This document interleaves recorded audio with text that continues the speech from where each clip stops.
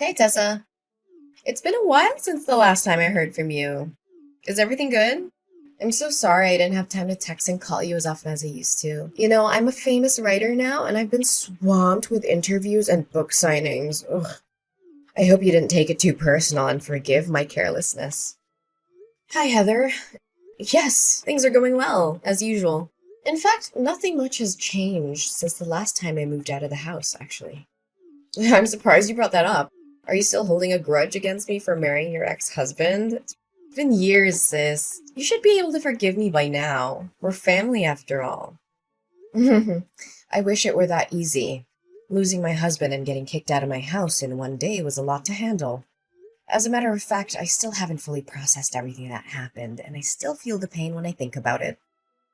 I know, sis, but how can you save a marriage that was no longer working anymore? George already told you that his feelings for you had faded over time, and I was the only one who had a spot in his heart.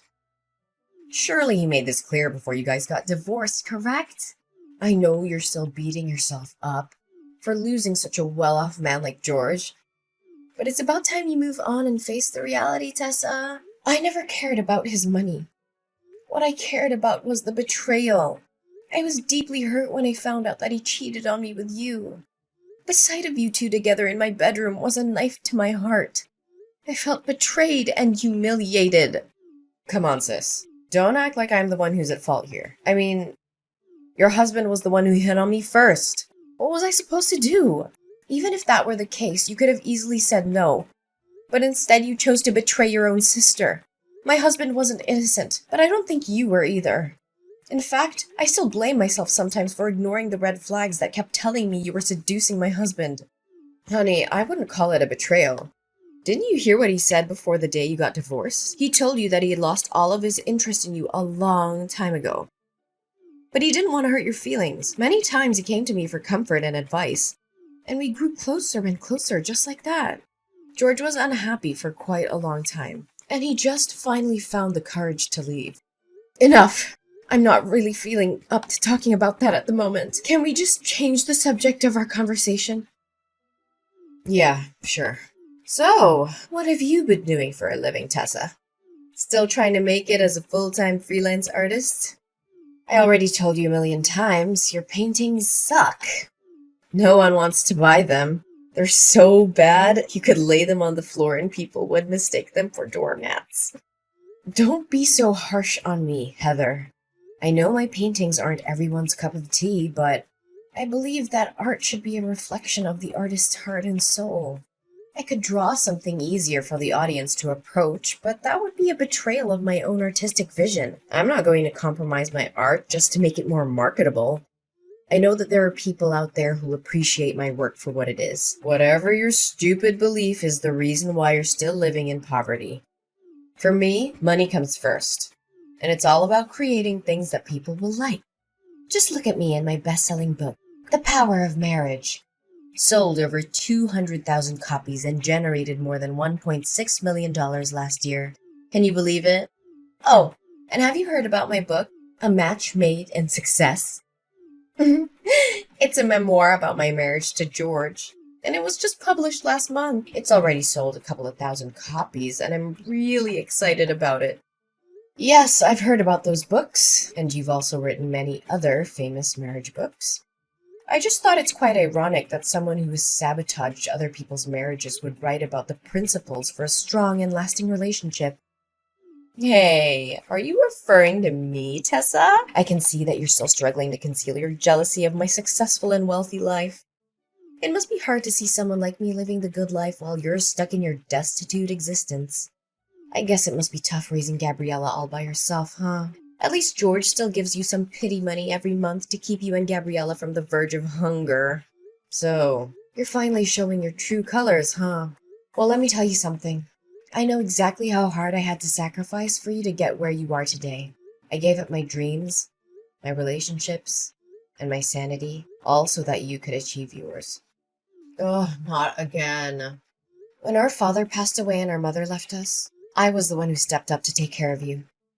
I worked 2 or 3 jobs at a time to make sure that you had everything you needed to succeed in school. I even had to drop out of college myself But I didn't care. All I wanted was to make sure that you had the best possible chance in life. And what did you do? You repaid my sacrifice by stepping into my marriage with George and destroying it. Oh, for the love of God! Would you please stop giving me that lecture? I'm so sick of hearing it. I don't owe you my entire life for something you did for me 10 years ago. I barely even remember it. I certainly don't appreciate you bringing it up every single time we talk. You sure are ungrateful, aren't you? Anyways, do you have free time? I just want to invite you to come over to my house and join my birthday party. It'll be fun. But don't bring Gabriella along. She would cry and ruin the party for everyone else. I don't really want to go because I have a lot of things to do. Ugh, please, your excuses are so lame. What else do you have to do all day besides painting those ridiculous pictures that belong in the trash? Think about the sake of our sisterhood and come to my house, please. It will be great fun. I can guarantee you. Okay. I guess it wouldn't harm just to attend your birthday party. We're sisters after all. I'll be there, but I'm not making any promises about how much fun I'll have. That's my sister. So I'll see you at 8 o'clock in the evening at my house, right? Don't forget about it.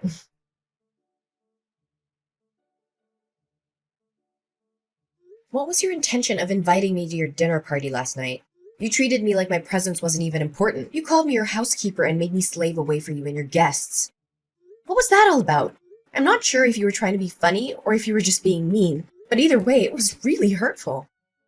Tessa, really, could you think rationally for just a little bit? How can I call you my sister when you're so impoverished? I mean, judging by the way you dressed yesterday, I can only guess those outdated garments were bought at a thrift store or a garage sale. It's embarrassing to be seen with you in public. You don't even deserve to be my housekeeper. What? How can you say that about your own sister? Are appearance and money truly that important? What else could be more important? I mean, look at how my friends dress and look. They're all from wealthy families, have high social status, or are celebrities. If I claimed you as my sister, they'd laugh at me in my face and then shun me. You wouldn't want that to happen to your own sister, would you? But why didn't you give me a heads up? Instead, you made me a laughingstock in front of your friends. Well, it's not like you would find anything more decent to wear even if I told you about my friends in advance. But thanks for coming anyway. You were very helpful at cleaning after the party. I was so concerned because my current housekeeper asked for a sick leave and I couldn't find anyone better to replace her. So you called me up just so I could do the work for your housekeeper? Well, I'm not surprised by your actions anymore. After all, you've already stolen my husband and belittled my chosen profession. What else couldn't you possibly do to hurt me? One thing I'm a little concerned for you, though. Concerned for me? Why would you be concerned for me? I have everything I could ever want. I'm at the top of my career, I own your former house and your wealthy ex-husband, and I'm living the best life imaginable. What could possibly be wrong? Well, I'm just interested to see how the audience will react when they find out that your marriage is not as perfect as it seems. Will they be disappointed? Will they be shocked? I can't tell for sure. What do you mean when saying that my marriage isn't perfect? We are both incredibly successful people. I'm a world-renowned writer, and George is a household name who earns over $500,000 per year. What could possibly go wrong with my marriage? Well, I'm not trying to be nosy, but I found out yesterday that you and George are sleeping in separate rooms. I don't have to be a psychologist to know that sleeping apart can be a sign of troubled marriage, or even a marriage that's on the verge of dying. Am I correct about that? What? How dare you break into my room without my permission? I'm sure you were looking for something to take from my house. What? I may have some financial problems, but I'm certainly not a thief. You were the one who told me to clean the entire house before the guests arrived, remember? I only did what you asked me to do. Oh yeah, I told you that. But it's understandable that every marriage has its ups and downs. My marriage with George is no exception. We've had a few arguments lately and we're not talking to each other right now, but that doesn't mean our marriage is on the verge of dying like you said. The condition of the master bedroom is a clear indication that it hasn't been used in a long time. The air is stale and musty, the floor is covered with a thick layer of dust, and there are cobwebs in the corners. The windows are also smudged with dirt. Just admit it. You and George weren't sleeping together for years. Why do you have to keep pretending that you have a happy marriage? We both know that's not the case. You're not fooling anyone. It's my family business. Don't stick your nose into it. I'm sure your audience will be devastated to learn that the power couple, an impeccable marriage they look up to, is nothing but a complete sham. I'm sure the press will be thrilled after I reveal to them this hot topic. You! How dare you threaten me like that? No, I mean, Tessa, why should you ever rat out your own sister? Really? I've made a great fortune and achieved fame from selling those books. If anyone ever finds out the truth about my marriage with George, my reputation will be ruined and I'll be ruined with it too. I'm begging you, Tessa. Please don't tell anyone about this. Just a few minutes ago, you were raising your voice at me, calling me your housekeeper, and belittling me for my financial status.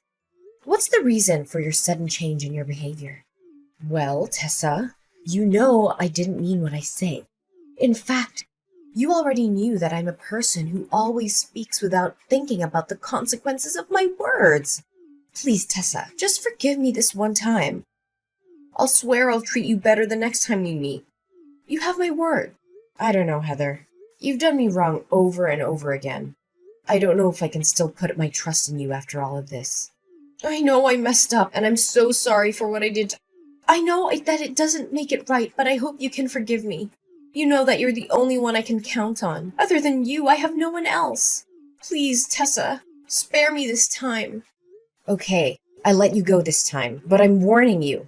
If you do this to me again, I'm done. I can't keep forgiving you for breaking my trust. Thank you, Tessa. I know that you're my dearest sister in the world, and you would never do anything to harm me.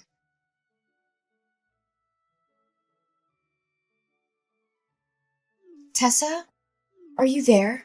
I have something very important to talk to you about. Yeah, I'm here.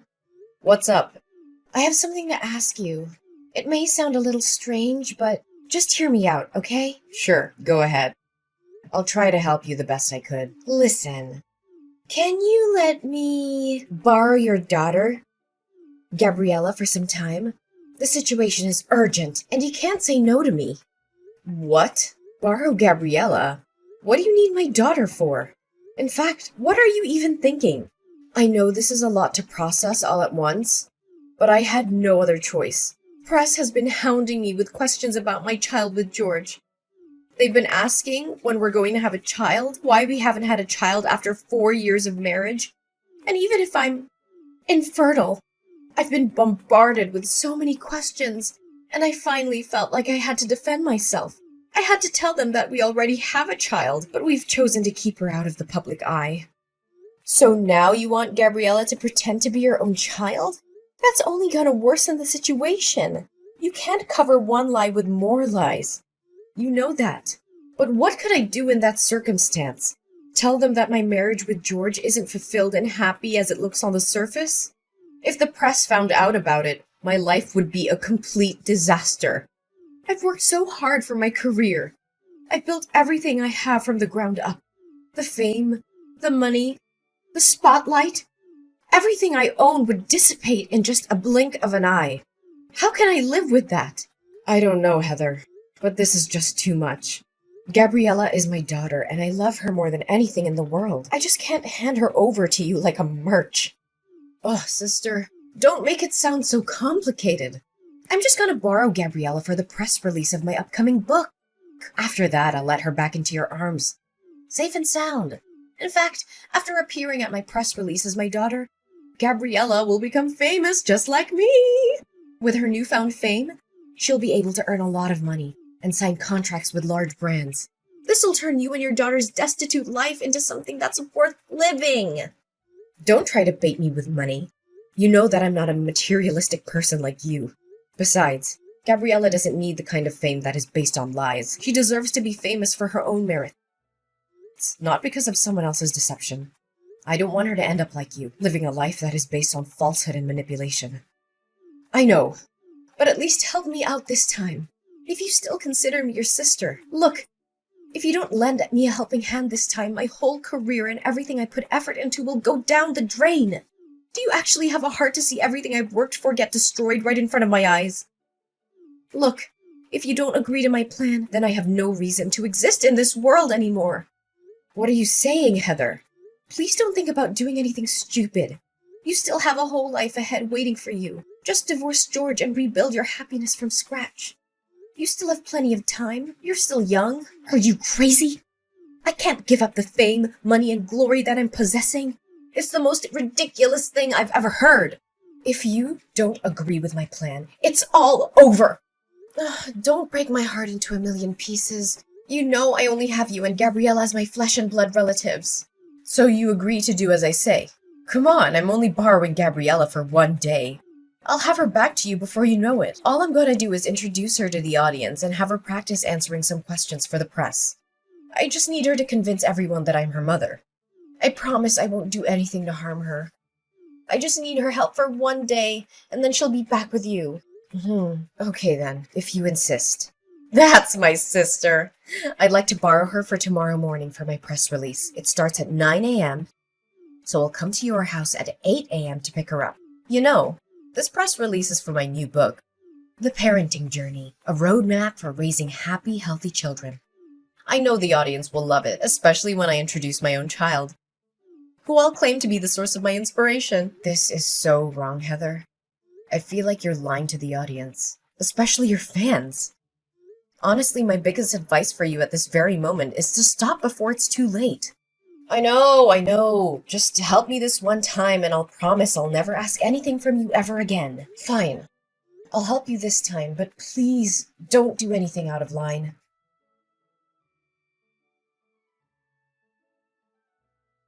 Heather, where are you and Gabriella? I've been waiting for you the whole day. You said you were going to return Gabriella to me by 1 p.m. Didn't you receive my innumerous texts and calls? I'm sorry, Tessa, but Gabriella is staying with me. She's such a bright kid, and the audience fell in love with her immediately. Did you know that just today, my new book has sold a couple of thousand copies? It's thanks to Gabriella. Tessa, I think I'm going to keep her around. Will you let her stay with me? No! She's my daughter. How can I let you keep her? Oh, come on, Tessa. Do you honestly think that you're giving her the life she deserves with your scanty income? I, on the other hand, have a solid financial footing that I can guarantee you that I'll take a better care of her than you ever did. I promise Gabriella will be showered with fame and money when she's become my child. There's no way she's gonna agree with your stupid idea. She knows very well that I'm her mom, and she will insist on coming back to my arms. Oh, Heather, she's a 2-year-old kid. She can't decide for herself. Besides, I'm already at the airport. Me and my husband and Gabriella are heading to another country where you can't find me. Don't worry. I'll send you a couple of pictures of your daughter every now and then. Your child will be a great tool for me to earn even more money. I knew you would do something like this. You know?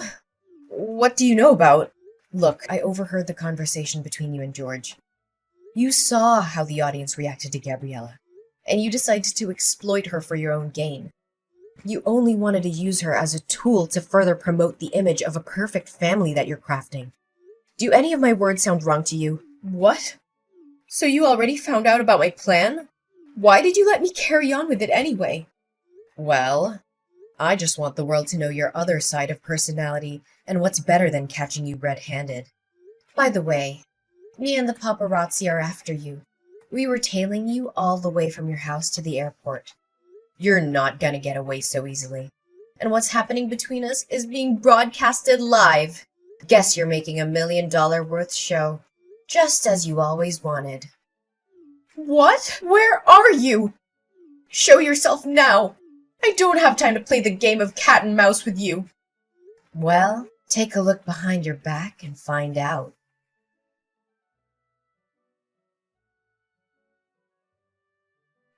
Heather was shocked when she saw me in a crowd of paparazzi chasing after her, demanding answers. Everyone now knew the truth about her so-called happy and successful family. It was all a lie, a carefully crafted facade to make money. In reality, Heather and her husband George hadn't spoken to each other in years. She'd found out he'd been cheating on her with another woman, and she had been too humiliated to tell anyone. Now, the truth was out, and Heather was facing the consequences. Her books were being boycotted, her reputation was in ruins, and she was being sentenced to 3 years in prison for kidnapping. The prospect of my sister being able to write again seems daunting, and it may take a considerable amount of time. Additionally, I am uncertain if anyone will ever believe what she says again after what happened. Finally, Gabriella got back into my arms again. My precious girl is the angelic light that guided me even during my darkest days. She's my reason for living, and every picture that I paint reflects the immense and inseparable love between us. As my daughter Gabriella became famous, my paintings also gained more recognition. The audience finally understood the deep meaning behind my paintings, which depict the special bond between a mother and child. Eventually, I was able to open my own painting gallery. With the proceeds of the sale of my paintings, which amounted to almost $100,000, I donated half the money to charities that provide financial assistance to single mothers. I hope to uplift their lives in the same way that mine had been uplifted.